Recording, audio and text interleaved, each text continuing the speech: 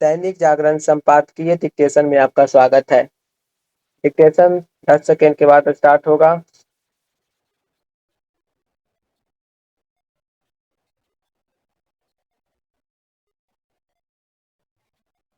Start.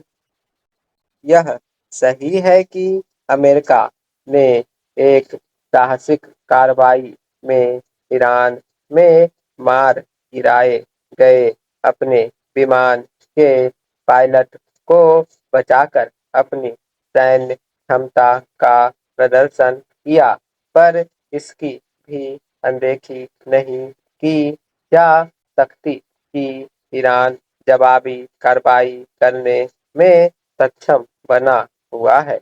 America और Iran के रवैये को देखते हुए यही लगता है कि यह युद्ध जारी रहेगा।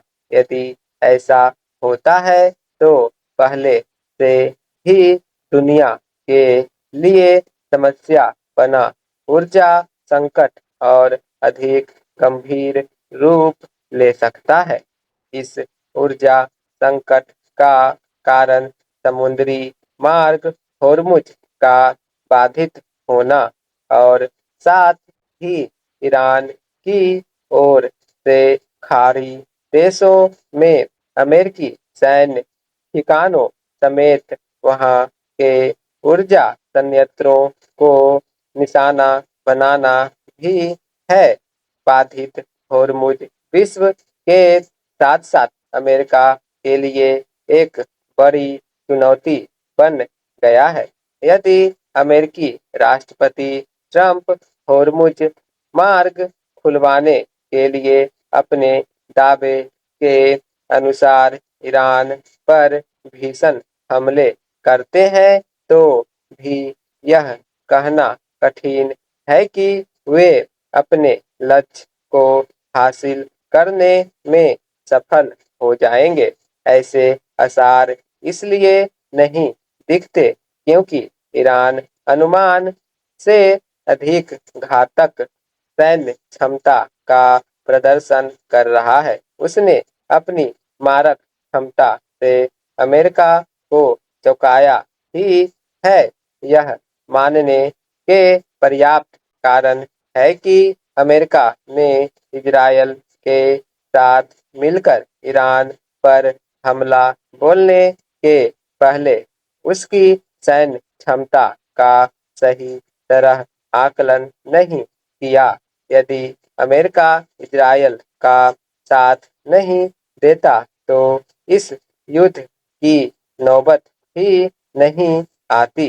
स्पष्ट है कि अमेरिकी राष्ट्रपति ने ईरान को वेनेजुएला समझा और अपने अहंकार के चलते बिना कुछ ज्यादा सोचे विचारे उस पर हमला बोल दिया। ट्रंप कुछ भी दावा करे, ईरान में न तो सत्ता परिवर्तन होता दिख रहा है और न ही यह कहा जा सकता है कि परमाणु हथियार निर्माण की उसकी क्षमता पूरी तौर पर नष्ट हो गई है। ट्रंप पहले ऐसे अमेरिकी राष्ट्रपति नहीं जिन्होंने मनमाने तरीके से किसी अन्य राष्ट्र में सैन्य हस्तक्षेप किया हो, लेकिन इतना अवश्य है कि वे कुछ ज्यादा ही मनमानी का परिचय दे रहे हैं। इसका कारण अमेरिकी राष्ट्रपति का आवश्यकता से अधिक अधिकार संपन्न और एक तरह से निरंकुश होना है। अमेरिकी राष्ट्रपति की निरंकुशता लोकतंत्र में एक असंतुलनकारी व्यवस्था ही है। यह लोकतांत्रिक मूल्यों और आदर्शों के विपरीत है।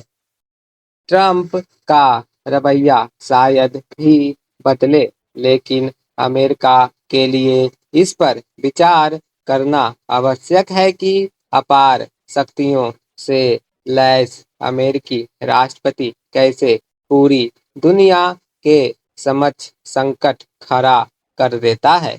यह ठीक है कि लोकतंत्र होने के नाते आगामी मध्यावधि चुनाव में ट्रंप को राजनीतिक रूप से नुकसान उठाना पड़ सकता है, क्योंकि उनकी लोकप्रियता तेजी से गिर रही है। लेकिन फिलहाल तो उनके मनमाने एजेंडे पर कोई रोक लगती नहीं दिख रही है।